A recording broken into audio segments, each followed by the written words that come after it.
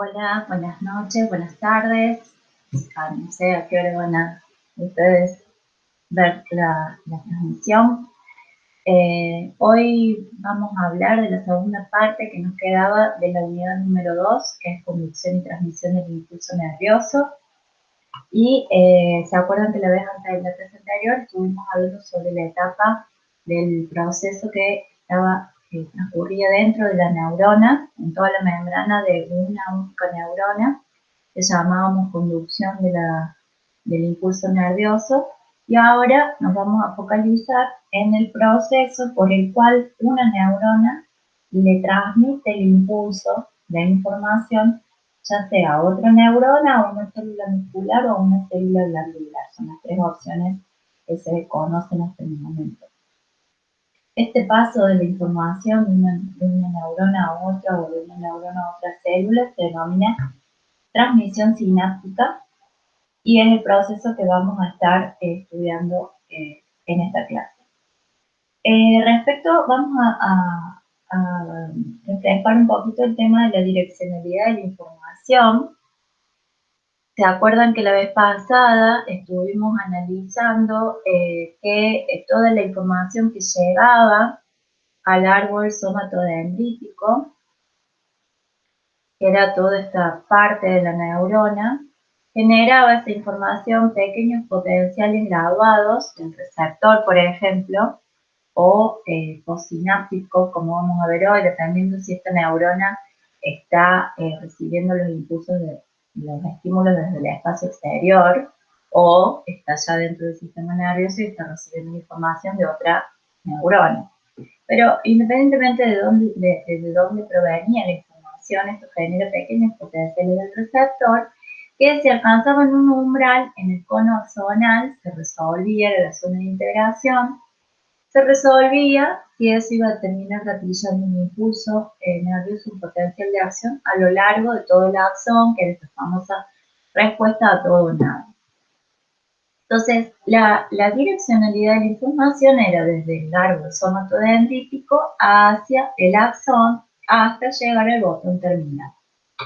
Y entonces en el botón terminal había una unión, una zona donde la neurona la que trae el impulso, se lo transmite a la post. En este caso, en la clase de hoy, vamos a hacer foco en un tipo de potenciales graduados que mencionamos la vez anterior, que también son de la categoría de graduados porque son graduales directamente proporcionales a la fuerza del estímulo, y los vamos a llamar potenciales graduados postsinápticos, ¿sí?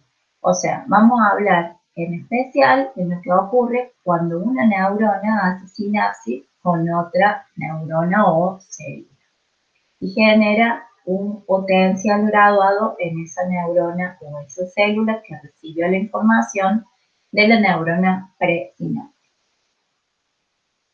En este caso tenemos unas micrografías o microfotografías electrónicas, o sea, sacadas, obtenidas con el microscopio electrónico de transmisión, que ustedes han estado analizando en el primer TP.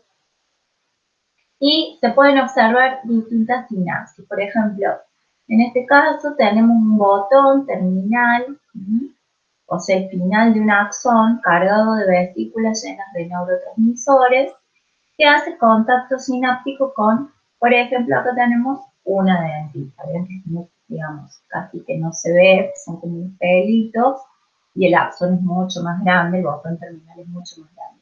Y esa zona electrodensa, bien negra, es la zona de la sinapsis. Entonces la sinapsis hace tanto referencia a un proceso como a un espacio. En este caso, bueno, siempre que vean estas plaquitas negras bien electrodensas, son zonas de contacto sináptico entre dos neuronas.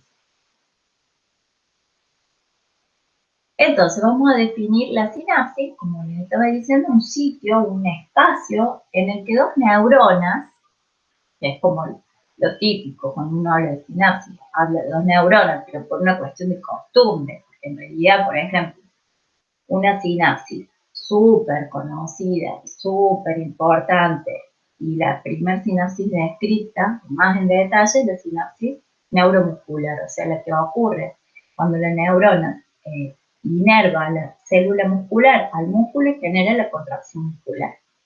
Esa es la sinapsis más conocida y no es entre dos neuronas, es entre una neurona y una célula muscular. Entonces, pero en general, como que lo primero que uno piensa cuando habla de sinapsis es una sinapsis entre dos neuronas, pero puede ser entre una neurona y una neurona, entre una neurona y una célula muscular o una célula glandular. Tenemos tres tipos de sinapsis si pensamos en el tipo de célula. Entonces es un sitio en el que dos neuronas o dos tipos celulares, como dijimos recién, entran en estrecha proximidad anatómica y funcionan para producir la transmisión de los potenciales de acción a través de una comunicación intercelular. El potencial de acción era posible siempre y cuando se mantuviera la continuidad de la membrana. Cuando se corta la membrana, es como que ustedes vienen corriendo por una carretera y de pronto se termina la carretera. O saltamos o se acabó todo, porque la membrana se termina y se corta la posibilidad de que sigan ingresando iones sodio para generar la continuidad de la depolarización de la membrana. ¿Qué hace la célula en el momento en el que la célula se termina y esta posibilidad de potencial de acción se acaba? Genera la sinapsis, que es una comunicación intercelular, para pasarle la información del estímulo a la siguiente célula. Como les estaba diciendo, según el tipo de célula involucrada, podemos reconocer tres tipos de sinapsis. La sinapsis neuronal, entre neurona y neurona, o entre neurona e interneurona. La sinapsis neuromuscular, entre neurona y célula muscular. Y la sinapsis neuroglandular, o entre neurona y célula secretoria. La clasificación de la sinapsis también se pueden hacer en relación, pensando o caracterizándolas según el sitio en el que ocurre, en el que está la sinapsis. Si, por ejemplo, es una sinapsis entre el axón de una neurona y las dendritas de la siguiente, es una axodendrítica, si está ocurriendo entre el axón de una neurona, pero que hace contacto con el soma de la siguiente, axosomática, y si está haciendo contacto el axón de la presináptica con una parte del axón, aunque no sea tan terminal, puede ser también en esta parte, pero también contacta con el axón de la posináptica, estamos hablando de una sinapsis del tipo axo-axónica. Vamos a ver al final de la clase que lugar a donde está la sinapsis, estas tres ubicaciones posibles de la sinapsis hablan del tipo de sinapsis que son, qué función está teniendo esa sinapsis en la neurona. Pueden ser modulatorias, excitantes, inhibitorias, etc. Y eso también habla de la anatomía.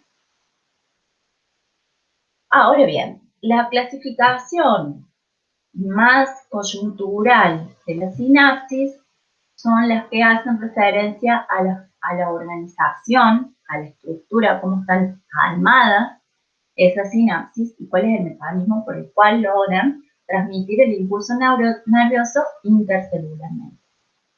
Y en este caso, cuando hablamos de este tipo de clasificación, vamos a distinguir dos tipos de sinapsis, la eléctrica y la química.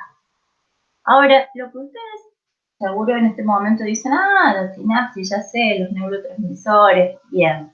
La sinapsis que todo el mundo tiene en la cabeza es la sinapsis química, ¿sí? Porque es la más estudiada, el ejemplo que les daba de la neuromuscular, la sinapsis neuromuscular acetilcolinérgica, que es la primera sinapsis descrita en la historia y es la más estudiada, es una sinapsis química. Y además, porque por ejemplo en vertebrados, la mayoría de las sinapsis, el mayor número, la más popular, digamos, del sistema nervioso, es la sinapsis química. Sin embargo, también existe este otro tipo de sinapsis, que es la eléctrica. Lo vamos a ver muy brevemente para que ustedes tengan una idea de que hay otra manera de transmitir la información, el impulso de una neurona a la siguiente, independiente de los neurotransmisores. Entonces, como ya les estoy dando la respuesta, la unión en brecha, que se llama, es la característica morfológica estructural que corresponde a la sinapsis eléctrica, donde no hay una liberación de neurotransmisores, no participan los neurotransmisores. Y acá tenemos un esquemita de una sinapsis eléctrica. Fíjense cómo están de cercanas, son como si fueran dos sopapitas entre dos membranas, que hacen que estas dos membranas queden fijas una con la otra, y generan estas uniones en hendidura, que son como huequitos, como poros, en realidad son poros, por donde pueden fluir los iones a través de un lado de una célula hacia la otra célula. Y la otra familia de sinapsis son las químicas que llevan los neurotransmisores. Fíjense que tienen un esquema donde los neurotransmisores son liberados por la neurona, en este caso, que se llama propiamente dicha presináptica, libera los neurotransmisores que son receptados por moléculas específicas para ese neurotransmisor, que se llaman receptores, a través de los cuales pueden entrar los iones a la neurona postsináptica. Entonces, ven que hay distintos como elementos, formas, componentes, distintas cosas que conforman una sinapsis o la otra. Ahora vamos a ver cuáles son las diferencias que tienen estas dos cosas. Y una cosa importante es que las sinapsis químicas pueden ser excitatorias o inhibitorias, como les indica acá. También las uniones de la sinapsis del tipo eléctrica solamente son excitatorias, no tienen posibilidades de generar una modalidad que inhiba la neurona postsináptica. Bien, vamos entonces a analizar el detalle brevemente, porque la información siempre es mucho menor en la sinapsis eléctrica, pero para que ustedes las conozcan. Las sinapsis eléctricas tienen la característica de no tener, en estos gráficos centrales, tenemos el cambio de voltaje, o sea, la depolarización en la neurona presináptica y la depolarización en la neurona postsináptica con un eje de tiempo en milisegundos. Entonces ponemos el estímulo, gatilla el potencial de acción en la presináptica y inmediatamente después, prácticamente no, estos son milisegundos, o sea, no hay ni medio milisegundo de menos, mucho menos, de delay entre la depolarización de la neurona presináptica y la neurona postsináptica. Esa es la característica que explica la forma y la función de la sinapsis. Entonces, de esta manera estamos viendo que lo que ocurre en la presináptica inmediatamente ocurre en la postsináptica, y eso tiene como la propiedad adaptativa, o sea, porque esta sinapsis existió, se generó en la naturaleza, porque permite la actividad coordinada de varias neuronas o células, casi en simultáneo. Entonces, ¿cómo es que esto es posible? Que este traspaso de la información de una neurona a otra casi no tenga delay, como si estuviera ocurriendo en el mismo momento. ¿Por qué? Porque estas uniones en brecha que decíamos recién son estas sopapitas que vemos acá. Acá tenemos esquematizada una neurona presináptica y la neurona postsináptica. ¿Sí? La célula postsináptica. Y estos son las sopapitas que ya vamos a ver a qué corresponden, cómo se llaman y cuál es la estructura. Pero lo que generan es un espacio que hay entre una membrana y la otra muy pequeño, mucho más pequeño que las sinapsis químicas, de 3,5 nanómetros aproximadamente. Eso es muy cercano. Algunas características generales de las sinapsis eléctricas son, existen en todos los sistemas nerviosos, ¿sí? Están muy esparcidas en la diversidad animal. Sin embargo, son mucho más frecuentes y populares en los invertebrados que en los vertebrados. Nosotros los vertebrados tenemos una predominancia de sinapsis química frente a la eléctrica. Sin embargo, las sinapsis eléctricas existen en nuestro sistema nervioso en áreas muy específicas donde tienen una función importantísima que es esta actividad coordinada. Ya vamos a ver unos ejemplos, así que no por menos populares son menos importantes. Y la característica de esta sinapsis eléctrica es que, como ustedes ven, esto es una manera que encontró la naturaleza de pasar de la depolarización de membranas de una célula a la siguiente de la manera más simple, diría yo, posible. ¿Por qué? A través de estas sopapitas pasan los iones sodio, que eran los que estaban generando la depolarización en la membrana de la neurona presináptica, traspasan por acá y generan la depolarización en la membrana postsináptica. Ese paso es pasivo porque simplemente hay un espacio por donde difunden a través del citoplasma de una neurona a la siguiente y entonces hacen una transmisión de la depolarización pasando de una neurona a la siguiente.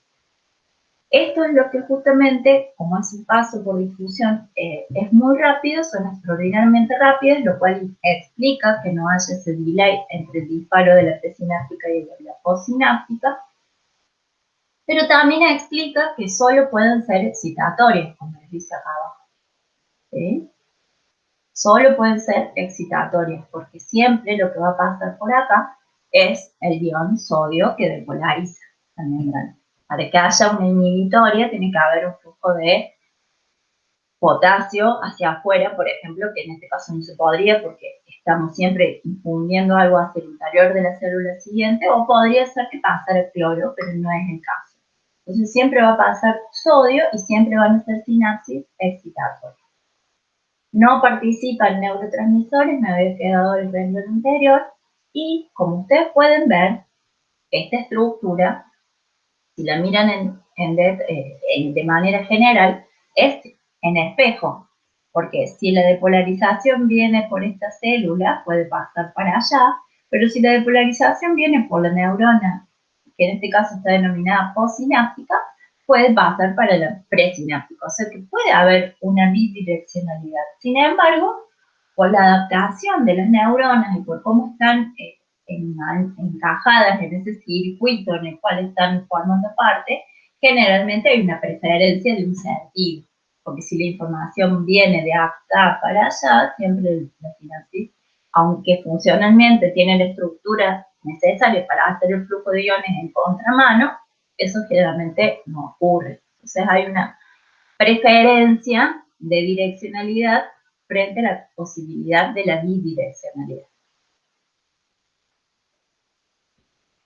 Bien, funciones y ejemplos de la sinapsis eléctrica. La sinapsis eléctrica tiene esta capacidad de tener una propagación súper rápida y sincronizada, porque como ustedes ven, lo que pasa en una neurona pasa casi inmediatamente en la neurona siguiente, o sea que hay una sincronización en poblaciones de neuronas que realizan una función idéntica, ¿sí? Entonces lo que se ve es que hay como clústeres de neuronas, todas interconectadas entre sí a través de sinapsis eléctricas, cumpliendo una misma función en el tiempo, ¿sí? Porque puede haber neuronas cumpliendo una misma función, pero no en el mismo tiempo, y ya estaríamos hablando de otro tipo de cosas. Estos son como grupitos de neuronas que están todas hermanadas. Y tenemos ejemplos como por ejemplo las neuronas del tronco encefálico, donde están los núcleos cerebrales que generan y disparan el ritmo respiratorio de una manera sincronizada y rítmica, las dos cosas. Entonces todas estas neuronas responden al estímulo que genera el ritmo sincronizadamente. Las neuronas conectadas a las células musculares, que son las que hacen que el corazón se contraiga, cuando el corazón se contrae, las neuronas están unidas entre sí por sinapsis eléctricas y las células musculares cardíacas también. Ahí existen sinapsis eléctricas muy relacionadas al flujo de calcio, pero bueno, la idea es esta, todo se ocurre de manera sincronizada. Interneuronas de la corteza cerebral, tálamo, etc. Y también neuronas hormosecretantes, o sea que secretan hormonas en el hipotálamo, que también generan una liberación sincronizada de la hormona. Por ejemplo, cuando ocurre la eyacción de leche, en lo que respecta a la secreción de prolactina. ¿Cómo es posible que estas sopapitas que les estaba mencionando generen finalmente la posibilidad de estas sinapsis eléctricas que son tan rápidas? Bueno, hacemos un estudio a través, estos estudios están hechos con microscopía electrónica, y lo que se ha observado es que estas sopapitas corresponden a unas proteínas que se llaman conexinas, que se nuclean de a 6 y forman lo que se llama esta estructura que es un conexón. O sea, 6 conexinas forman el conexón. Y el conexón es básicamente un tubo que atraviesa la membrana de una neurona y que engancha con el tubo de que está, el conexón que está en la neurona, en la membrana de la neurona siguiente o en la membrana de la célula siguiente. Entonces esto coordina exactamente y por dentro hay un canal. Más que un canal, porque cuando uno habla de canal, habla de lo que estuvimos viendo antes, los canales iónicos, que tienen un espacio muy chiquito por donde pasa un átomo, un ion, nada más. En este caso, como son más anchos, los vamos a llamar poros. Estos conexones, entonces, se alinean entre una membrana y la otra y generan ese poro por donde fluyen los iones y además hacen que las dos membranas se acerquen muchísimo. Por eso una de las características es que la distancia que hay entre las dos membranas es la mínima conocida, diría yo, no lo puedo asegurar, pero es muy pequeña porque 3,5 nanómetros quiere decir que las membranas están súper cerca, lo cual genera mucha repulsión, porque acuérdense que las membranas tienen un montón de moléculas, ¿no? Bueno, estas conexinas logran acercar las dos membranas a ese nivel para que el largo de las conexinas alcance, y obviamente entre conexina y conexina hay moléculas que anclan, ¿no? Para que eso no se mueva. Bien, entonces tenemos el conexón, que es ese poro formado por las 6 conexinas, un hexámero de 6 conexinas, apareados y alineados, las dos cosas que les estaba explicando antes, y lo que generan es esta posibilidad de continuidad citoplasmática. Lo que está en el citoplasma de una neurona es compartido, digamos, al citoplasma de las células siguientes. Es importante que esto que estábamos diciendo, que el poro es más grande que un canal iónico. Entonces, a través de ese poro pueden pasar otras moléculas, aparte de los iones. O sea, la función principal de esto es que por acá va a pasar sodio, iones sólidos. Pero, como es más grande, también pueden pasar otras moléculas, como ATP y segundos mensajeros, que colaboran con la señalización de lo que ese ion sodio solo va diciendo. Porque, supongamos, una neurona, todas las neuronas depolarizan con sodio. Entonces, es como que cualquier cosa que pase en el universo, yo soy neurona, a mí lo único que me llega siempre que entra sodio. Pero ese lenguaje, ese mensaje solo, digamos, pierde un poco de información. Estas segundas moléculas que pueden atravesar, es como que terminan de explicarle, digamos así, a la neurona postsináptica qué es lo que está ocurriendo. Modulan y regulan la función de esa sinapsis eléctrica. Creo que esto es lo último de sinapsis eléctrica, entonces voy a aprovechar para decirles que las sinapsis eléctricas en realidad son un campo, ellos a modo personal creo que no es tanto que sean pocas o hayan perdido importancia en el sistema nervioso de vertebrados y en especial de mamíferos y del hombre, sino que han quedado en resabio de los grupos de investigación. Y ahora, de a poco, en los últimos años, se empezó a ver que los investigadores, los científicos han vuelto a poner el foco sobre las sinapsis eléctricas y se ha avanzado muchísimo. Se conocen un montón de tipos de sinapsis eléctricas. Se conocen sinapsis eléctricas que no están formadas por conexinas, sino que están formadas por otras proteínas que forman otro tipo de conexones. Se ha encontrado que son reguladas, tienen una regulación bien compleja, no es que solamente es un polo por donde sí o sí pasa sodio cada vez llega. Y también dos cosas importantes es que así como la plasticidad sináptica siempre ha estado analizada y estudiada, ya lo vamos a ver, creo que es una de las últimas clases de la materia, la plasticidad sináptica es el proceso celular y molecular que subyacen a un proceso de aprendizaje y memoria. O sea, para que uno aprenda algo nuevo tiene que haber un cambio plástico en nuestro sistema nervioso. Todo eso está muy estudiado, muy avanzado sobre lo que es la plasticidad sináptica de sinapsis química. Sin embargo, ahora se sabe, se conoce que la sinapsis eléctrica también puede sufrir procesos de plasticidad. Y lo último que les digo es que muchas veces en muchas células, neuronas, están las sinapsis químicas muy cercanas a las sinapsis eléctricas. En una misma neurona puede haber los dos tipos de sinapsis. Y la regulación de la sinapsis química impacta sobre la regulación de la sinapsis eléctrica y viceversa. O sea, lo que nosotros damos como por un lado y por el otro, en realidad en la naturaleza de nuestro cerebro no está tan separado y no es tan simple, y todo termina teniendo que ver con todo, sobre todo en procesos de plasticidad, de regulación.